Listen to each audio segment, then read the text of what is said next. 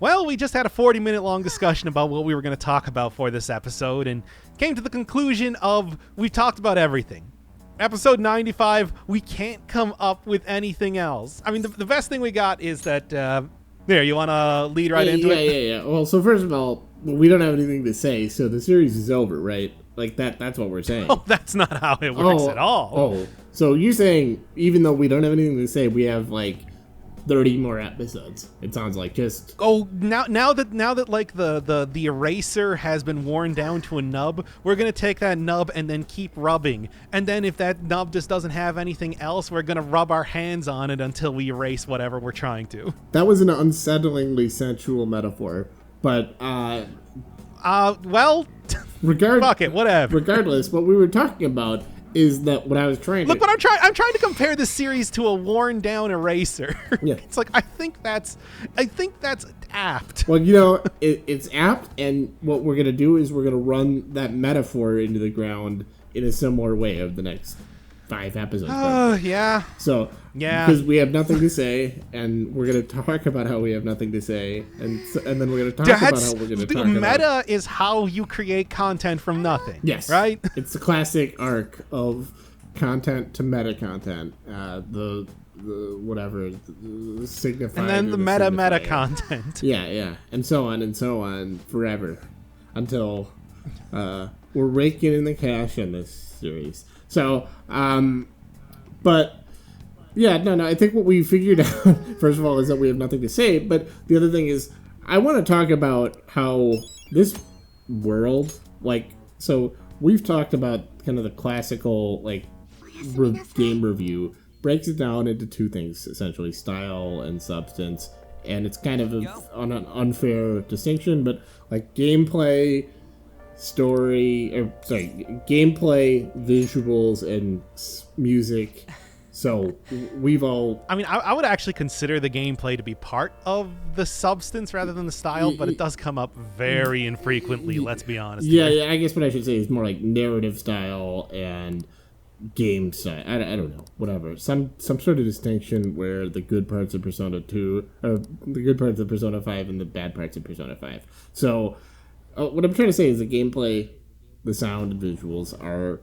You know, the traditional game categories, you give it a 5 out of 5. The soundtrack is awesome. Yeah, absolutely. Yep, the visuals. It's just like, man, I listen to the soundtrack even outside of the game. Yeah. It's that good. Yeah, same. And you're somebody who's, done this for hundreds of hours at this point. And yeah, it's a good freaking soundtrack. And of course, on the other hand, there's the story and the characters, which we've gone into extensively, and there's nothing we can really say except, again, Goro is a great character and everyone else is terrible, and not much Goro's a great character. The plot line as it exists right now is actually kind of starting to shape up to something, but we're at episode 95, so what are we really going to say? And they're still going to, like, drive it right into the ground, you know, even if we do have good stuff happening. You're aware how I'm both a high school student and a detective, right? No, I wasn't aware of that, Goro. He loves to remind everybody of that. Yeah, in fairness, that works because of his character. But Goro really is best boy, by the way. Really He's the one character that like manages to break out of just the whole. Oh, we're the Phantom Thieves. We're fiercely loyal to being the Phantom Thieves. We gotta go do something. Oh, somebody's blackmailing us. It's like, no, he actually has like a life outside of just being a Phantom Thief, even outside of just the social link, which is usually how you get the differences there. It's like he has stuff. He likes jazz. He's a big fan of justice, even to the point of like, you know, everything. He likes playing darts, and he likes playing, in the arcade. Super competitive. But he also realizes that once he's been in the arcade for too long, he's sweaty and he needs to take a bath and he needs to get out of there. So pretentious in a way that like even Yusuke doesn't quite hit. Yeah. Look at his stupid persona. He's pretentious in a way that is also funny and endearing because it's an actual he's actually got these ambitions as a character, and he makes and that I think is just like that's a thing in a lot of the story where it's just like a lot of characters just don't have this amount of stuff going on. What does Anne do when she's not being part of the Phantom Thieves? Yes, she models. When does that ever come up in the storyline? Maybe it would come up in the social links, but that's like the only place we ever get at. Yeah, and that's kind of what we're trying to build towards, is just that this, what we were kind of talking about. That was a good scene for it. Yeah, is like, okay, like we've got this artist, this great hacker, this model, this jock, you know, we've got this rich Punk girl, we got this prep, we got all of them in the same room. And what are the kind of conversations they have? They're like, well, maybe we should go talk to this guy. Maybe we could talk to this guy. So much to do about we nothing. need to go talk to Goro. We need to go ask around town about Kaneshiro's name. We need to go talk to Yusuke. We need to go talk to Futaba. And it's like, what is their grand plan? They're just gonna, further along the plot after we've been time gated so much up to that point. Yep. And again, like at the culmination of all their genius and ambitions as individuals joined in this collective is, well, let's ask Goro what he thinks we should do. And it turns out that when they do, he says, oh yeah, I've got some stuff for you to do. In fact, I'm going to blackmail you because I'm going to actually right now. I've got an inner life and I deal with people and I don't just because hey, I actually do stuff. I don't. My grand plans are more than just we're gonna chat with you and hope that you just do exactly what we say. Yes, I don't just aimlessly talk to people. I have an aim. I'm not aimless. Yeah, you know what? Goro actually uses his whole connections, and he uses everything that. Anne is a model. Yusuke needs a model. Two totally separate things. Yeah, that apparently never combined in any way. Totally separate social links. They barely probably mention each other. Oh yeah, Yusuke is looking for a model. No, they should be doing that once in a while. It's like so he just approaches Anne on the street rather than the obvious thing to do. Like Makoto has so many connections with the police and everything like that, and their plan was we're just gonna ask Goro. No.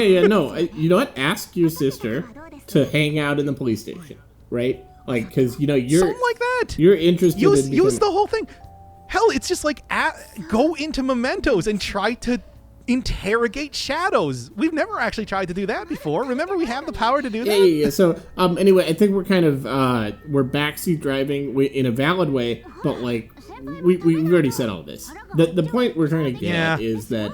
Like, this is not an interesting world to inhabit because they go out of their way to make the characters as one-dimensional as possible, except occasionally for Goro. It's like, even if they do have a great plot here, like, you're saying you've played a little bit ahead, there's some things that happen. There's some fun stuff that's about to be. Yes. There's actually interesting stuff. I get to do an entire segment about how I was fucking wrong about many things. Yeah, that should be fun. But like, even granting that, let's say the plot is, really, really engaging and stuff.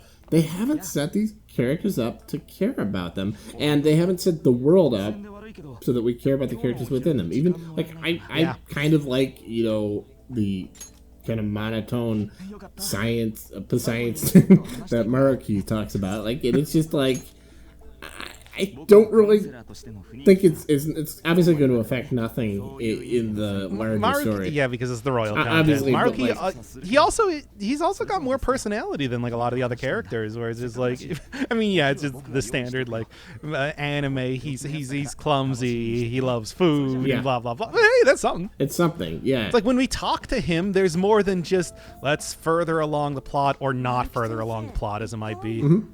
And that's the whole thing. It's just like the world in Persona 5 is terrible. It's just awful. It's just full of perverts and people being needlessly hostile for no reason, and just everybody being reactionary idiots who fully believe all the villains and never believe the good guys and everything like that. But that's the whole thing, where it's just like, but then on the other hand, it's like, what is the future that the Phantom Thieves represent? Yeah. Reactionary, we're going to talk to people, we're just going to mostly be buffeted by the whims of fate. Mm-hmm. And everything comes down to the single news event that's happening at any given time. It's just kind of this, it's this really myopic view of human nature that's also incredibly dark and cynical. And the Phantom Thieves, as we discussed, they aren't really forging an alternative, and they're not even really forging within the path. Like, they're not carving out a path that's kind of laid out for them. They're just kind of being pushed around, and in a way, yeah, they're just being used as giant tools by whoever it is in the plot line this time. and they have like no foresight or vision. Like they don't see ahead to like, oh, who's going to be the next villain? Who's going to be like? They don't even really talk about Shido, for example. Like he's got this. They can't. Don't you remember? Main character conveniently forgot about him. Yeah. No, I mean, but like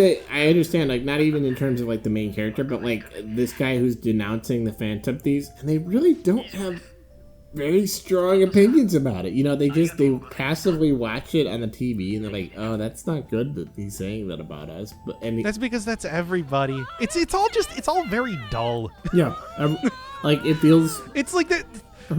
Even outside. That's the whole thing. That I think you hit the nail on the head there. Where it's just like, you know, there's a lot of cool style. There's a lot of cool like environmental sort of things going on, and the music and the gameplay and everything I like. But even outside of like the main plot, which is all just a mess, it's like, man, the individual character interactions are all just kind of dull and perfunctory. Mm-hmm. And we don't get like the kind of thing that would be interesting here would be, okay, have somebody like Maruki interact with somebody like Futaba, let's say, and just,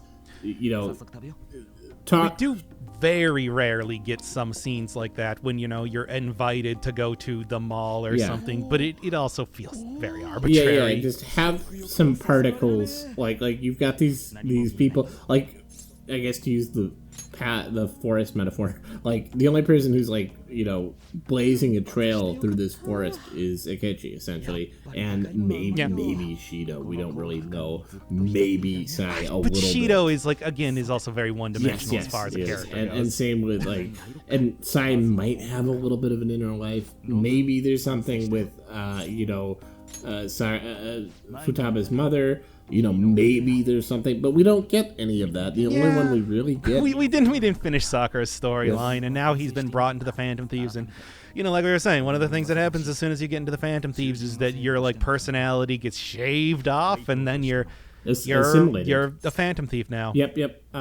And so I mean, I guess that's really what it is. Like Goro is the only one really, really carving a path here, and it's like that's not interesting writing when you do that. He's not. It took 95. Well, it took like 90 episodes for him to get to that point. If he was at least here at the very beginning, God, it's so hard to even understand just how perfunctory Palaces 2 through 5 have. Yes, and it's like that's just it's all just a bunch of setup. Yes, and not not even really setup, because 80 episodes. At most, what they're doing is they're introducing us to Goro. You know what I mean? Like it feels like that's the only function of those 80 episodes between 15 and 95.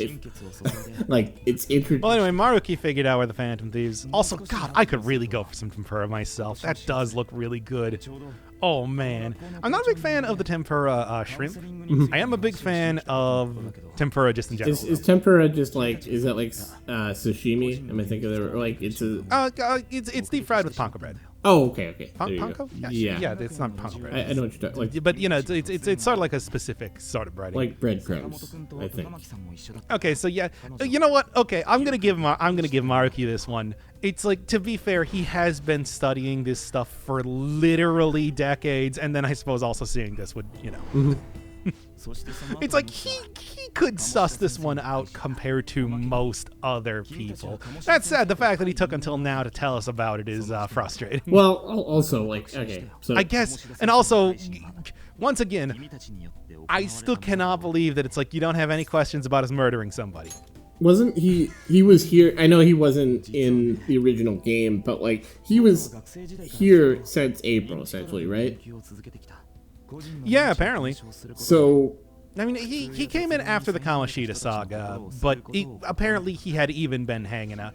I mean, he's in the area. Yeah, and it's that's not really that impressive. It's Kamoshida himself, it's got to be a high school student. Just basic reasoning here. He was a high school, I mean, I still think that it's just it's connected to the high school students. Yeah. My idea would be that it's the high school students have some sort of connection Yeah, to them. but it's maybe like- they know them, maybe they talk to them or something like that. I wouldn't think that it would be a high Oh, yeah, school yeah, student. that's fair. I mean, like, we know, okay, it's kind of basic logic, like, after Haru started hanging out with them, oh, this daughter... Peter Parker knows Spider-Man. Peter Parker isn't Spider-Man. He doesn't have those Oh, yeah, abilities. yeah, but it's like, if you He's a mild-mannered photographer, you know? Yeah, but if Doc Ock gets killed and suddenly Peter Parker is hanging out with his daughter, like, and it's been like 2 months and they're suddenly inseparable, they're always hanging out.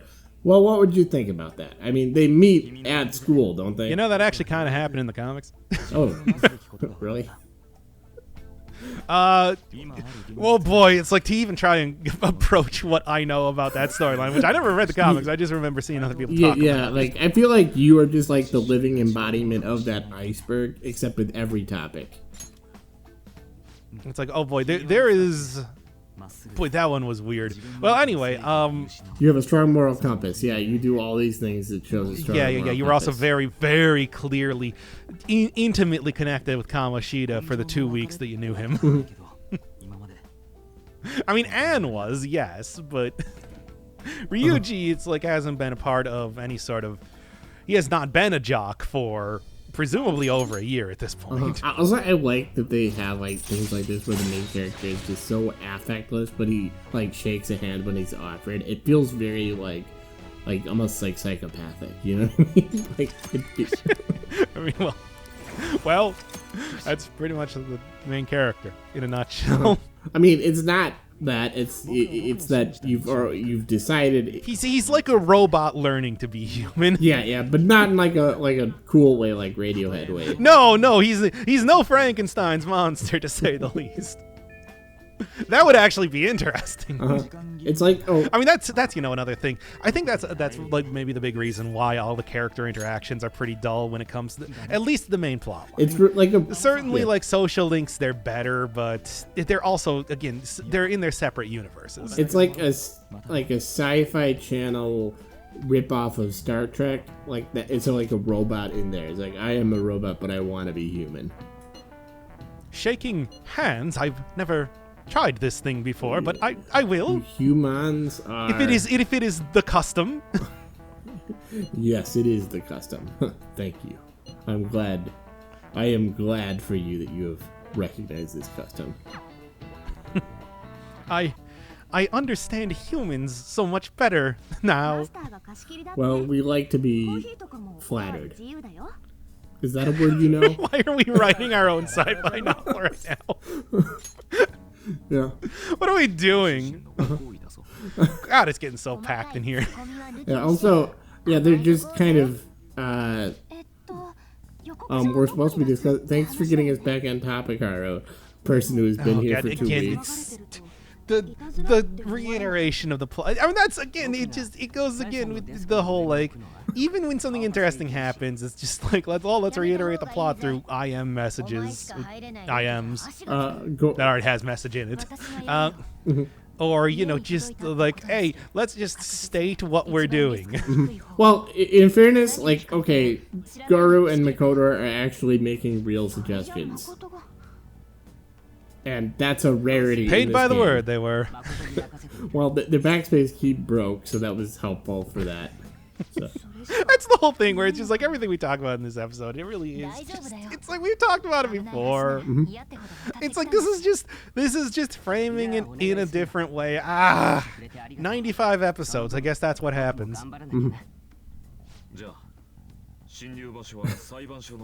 Yusuke. No, hey Yusuke, I forgot you were here. Yeah, thank you for adding that, Yusuke, that logistics note. Same as always. It's like, sure, whatever.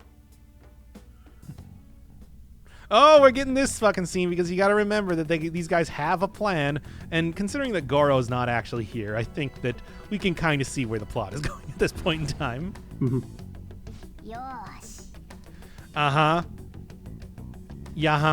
That operation that Makoto opened earlier, just in case you weren't paying attention to what Makoto was saying earlier.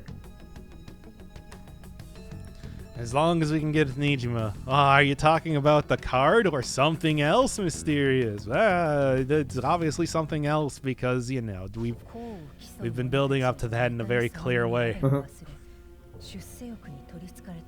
Because it's like, again, they even have like a different scene transition for showing, wink, this is the one you want to pay attention to, wink, wink, because this is the plan. Okay, we get it.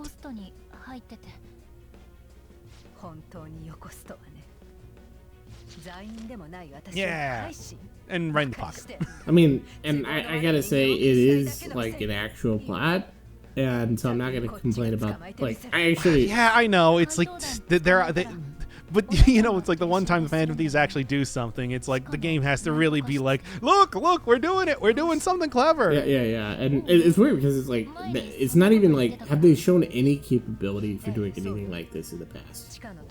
Other than just... I mean, I guess with the amount of talent that everybody has in this team, you would think so. You would think so many times over. You'd think they would be constantly plotting, other than... Futaba, of course, who constantly using their incredible abilities of, you know, hacking or like the connections in the modeling world or the underground that Ryuji has, or the connections in the other world that Morgana and everybody in the group has, or yeah. But they don't. You know, just until now. I feel like this is one of those things where this game would be a lot better if they had, like, again, if they just got rid of that, like, dungeons 2 through 5. What are they actually doing? But like, God, they just feel so like they could have smiling sigh. Like, I feel like the only purpose of the first 5, you know, other than the first one, is like to set the rules of the game. And then you would immediately like break you'd break those rules, and it's like, oh, this is different. This is interesting. But it's like set the rules, get the characters together. I guess, you know, introduce the stuff with Futaba's mother. Introduce Goro in the first place, of course. Yeah. And it's like everything else, though. Yeah, it's like, and I mean, I guess like set it up that they.